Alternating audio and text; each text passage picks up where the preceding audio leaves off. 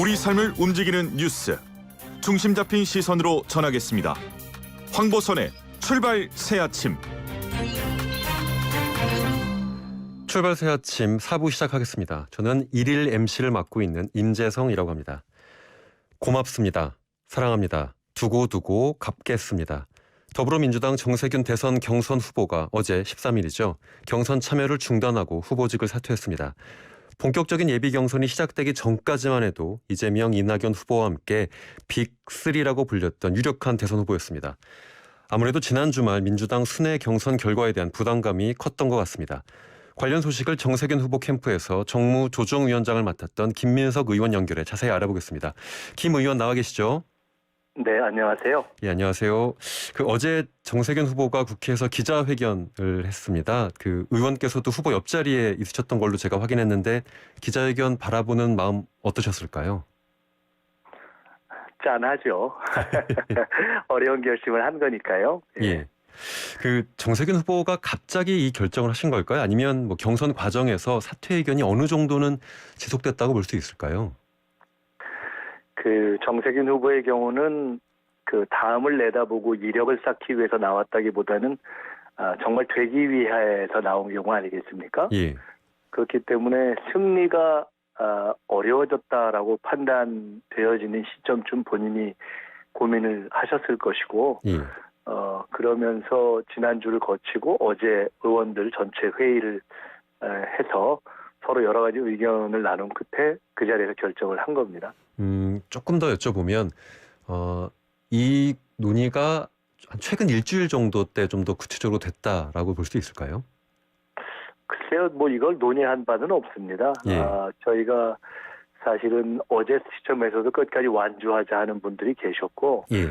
본인도 완주를 하는 것이 더 나은지 이 시점쯤에서 접는 것이 나은지 다 열어놓고 생각을 하고 있었고, 지난 주말까지 완주를 목표로 최선을 다했기 때문에 한 일주일 정도를 놓고 논의한 바는 없고요. 예. 어제 이제 지난주 이후의 상황을 놓고 처음으로 전체가 모여서 논의도 했고, 본인도 이제 주말을 지나면서 생각을 했을 것이다 이렇게 봅니다. 아무래도 최근의 득표율이 그러한 결정을 내리는데 영향을 미쳤을 수밖에 없다라고 예상할 수 있는데, 지난 주말 발표된 누적 득표율을 보면 정세균 후보가 4.27% 기록했습니다. 당연히 적지 않은 득표다라고 평가할 수도 있지만 또 기대보다는 적은 득표였다고 볼 수도 있을 텐데요. 좀 아픈 질문일 수도 있겠지만 좀 이 시점에서는 조금은 편하게 답변해 줄 수 있을 것 같습니다. 정세균 후보의 캠프의 예상보다는 적은 지지가 한동안 이어졌는데 무엇이 이유였다고 좀 분석하시나요? 글쎄요, 그걸 알면 저희가 좀 떴겠죠. 근데 이제 정세균 후보를 아는 많은 분들이 참 뜰만한 모든 걸 갖췄는데 안 떠서 참 이상하다라고 말씀을 하시고, 또 한편으로는 지지율이 저렇게 안 뜨는데 저렇게 사람들이 계속 지지 선언을 하고 또 멀쩡한 분들이 이렇게 의원들도 많이 모여있고 한 것도 또 신기하다. 이 두 가지 다 참 신기하다는 말씀을 하세요. 그러니까 실력은 없다고 생각하는 사람이 별로 없고, 또 그 선량함에 대해서도 여야 정치권에서 공히 오랫동안 정평이 난 거여서 그런 부분에 문제가 있다기보다는 글쎄요, 이런 것이 대중정치의 어떤 비밀 아닐까요? 대중정치의 그러니까 비밀? 예. 그렇겠죠. 뭔가 이렇게 대중적 지지율이라는 것, 대중적 인기라는 것은 우리가 통상 생각하는 선량함과 실력과 꼭 비례하는 것은 아닐 수도 있는 것이기 때문에 어쨌든 그러한 대목을 겸허하게 국민의 판단이기 때문에 인정하고 이렇게 이 시점에서는 그 뜻을 따른다 하는 거였죠. 예. 김 의원께서 좀 얘기를 해주셨는데 조금 정리를 해보면 정세균 후보의 인품, 경륜에 대해서는 이견이 없지만 대중적인 인기가 좀 부족했다 이렇게 평가할 수 있을 것 같습니다. 그렇기도 하고, 사실은 이제 조금 좁게 보면 오랫동안 정치를 했지만 대선에 직접 준비를 하고 뛰어든 게 사실 늦었죠. 이재명 후보께서 이미 지난 대선 이후 몇 년, 또 이낙연 후보께서도 대표를 그만두시고 꽤 일찍 이렇게 뛰어드신 거에 비해서 사실은 두 분이 이렇게 일정한 부분을 점하고 난 이후에 뛰어들어서 그걸 뒤집는다는 거는 좀 어렵습니다. 추가적인 분석이 당내 경선은 이게 이렇게 마음도 가고 또 정도 가고 이렇게 하는 거여서 이미 어느 정도 마음을 정한 후에 그걸 뒤집기가 상당히 쉽지 않은 건데요. 어쨌든 그런 점도 부분적으로는 있었다고 봐야 되겠죠. 경선 참여가 좀 늦은 것도 하나의 대중적인 지지를 좀 충분히 받지 못하는 하나의 원인이라고 분석해 주셨는데요. 요거는 지금 지금 엄중한 걸 여쭤보고 있는데 야옹이 키우시나 봐요. 아, 네. 인터뷰 애들이 뒤로 아침이면은 와가지고 옆에서 이렇게 애교를 부립니다. 예, 그 무슨 종이세요? 지금 작가님들께서 참고로 저희 집은 블랙러시안 먼치킨 2마리 키웁니다 이렇게 킥킥하면서 올려주시는데. 우리는 그런 거를 붙이기가 아주 애매한 토종입니다. 아, 그런가요?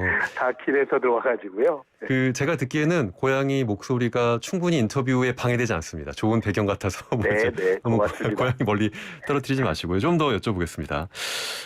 결국 4.27%, 제가 분명 말씀드린 건 예상보다는 뭐 적을 수 있지만 그래도 적지 않은 비중인데 이 4.27%에 해당하는 지지자들이 이제 민주당의 다른 대선 후보로 선택을 할 수밖에 없습니다. 어떤 후보로 갈 거라고 보시나요? 너무 원론적인 답변 말고 조금 더 구체적으로 얘기해 줄 수 있을까요?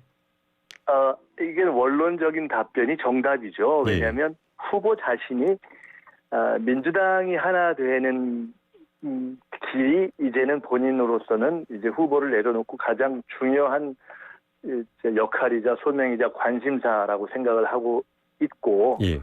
또 사실은 같이 했던 분들도 거의 같은 생각이기 때문에 이제 지지했던 분들이 또 지금까지 표를 이렇게 경선 과정에서 찍었거나 또는 앞으로 혹시 찍을 가능성이 있었던 분들이 다른 어떤 후보를 찍는가 하는 것은 그야말로 그분들의 자율적 판단이고요. 예.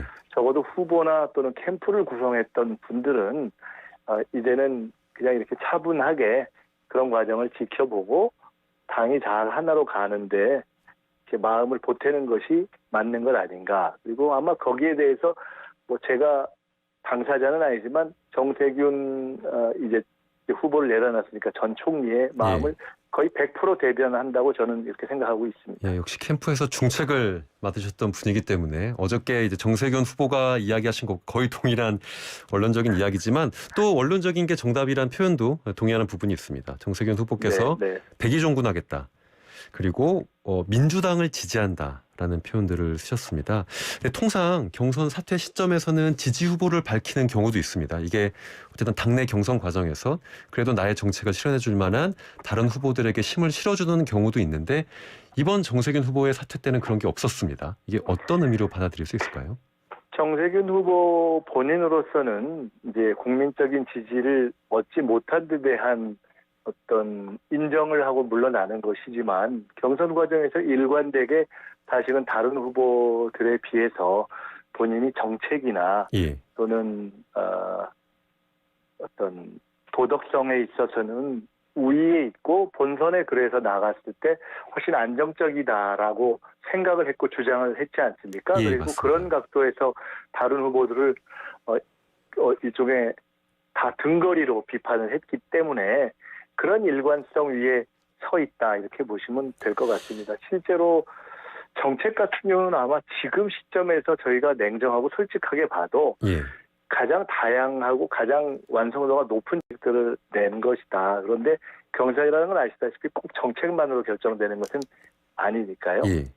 그 정세균 후보가 등거리로서 다른 후보들 비판 많이 하셨다라고 얘기도 해주셨는데 실제로 시민들이 좀 느끼기에는 경선 기간 동안 이재명 후보에 대한 공격을 좀 많이 인상에 담고 있는 것 같습니다. 그러다 보니까 정세균 후보가 추후에 혹시 누군가를 지지 선언한다 하더라도 이재명 후보는 어렵지 않겠느냐라는 분석이 지배적인데요. 좀 민감한 질문일 수도 있지만 혹시 어떻게 보시나요?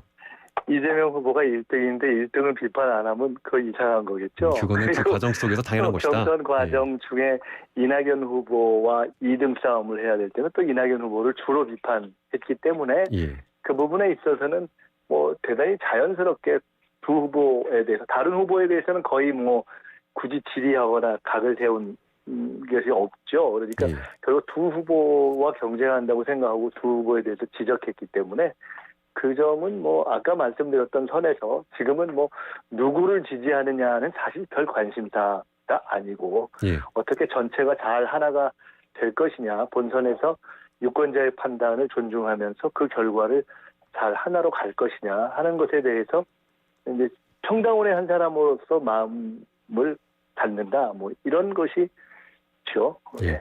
그 정세균 후보 캠프에는 현역 의원들이 많이 참여했던 걸로 알고 있습니다. 이게 지금 당내 경선에서 3위를 하고 있는 추미애 전 법무부 장관보다 더 많은 현역 의원들이 참여하고 있죠.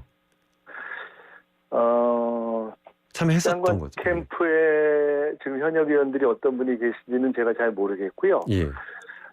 정세균 후보 캠프에는 어쨌든 현역 의원들이 뭐 한 30명 이상이니까 뭐 꽤 많이 예. 사실은. 그리고 아마 그 결집도라든가 이 끈끈함이 다른 이제 이재명 후보나 또는 이낙연 후보에 비해서 오히려 더 높았으면 높았고 또 지지율이 낮은데도 뭐 즐겁게 선거운동들을 했으니까요. 예. 제가 이 그런 질문 드리는 점이 이유는 있죠. 좀 예. 이른 질문일 수도 있는데 어쨌든 그 현역 의원들께서 남은 경선 과정 또 이제 대선 과정에서 특히 뭐 경선 과정에 국한해서 본다 하더라도 좀 다른 캠프로 가서 일을 하실 기회와 역량이 있으신 게 아닐까. 좀 더 구체적으로는 김 의원께서는 혹시 다른 캠프로 가실? 그건 본인들의 생각이니까 그걸 제가 뭐 말씀드리기는 어려운데 그냥 제 개인의 감으로 말씀드린다면 저는 거의 없지 않을까 싶은데요. 이거는 지금 그 현역 의원들이 다른 캠프로 가진 않을 수도 있다. 그냥 제 그냥 개인적 느낌은 저는 않을 수도 있다가 아니라 거의 안 가지 않을까라고 저는 보고 있습니다. 질문 하나 더 드리겠습니다. 김민석 의원께서는 어떠신가요? 다른 캠프 가실 계획 가지고 계신가요? 저도 그 여러 사람의 한 사람 아니겠습니까? 제가 뭐 다른 캠프로 갈 이유는 없죠. 예, 제가 그 국회의원분들의 뭐 사고방식이나 이런 거 잘 모르긴 하지만 사실 지금 경선 어떻게 보면 뭐 중반 정도 아직 중반 못 미쳤다라고 볼 수 있는데 현역 의원들이 캠프로 안 가는 게 통상인가요? 아니면 정세균 캠프의 좀 특수함이라고 볼 수 있을까요?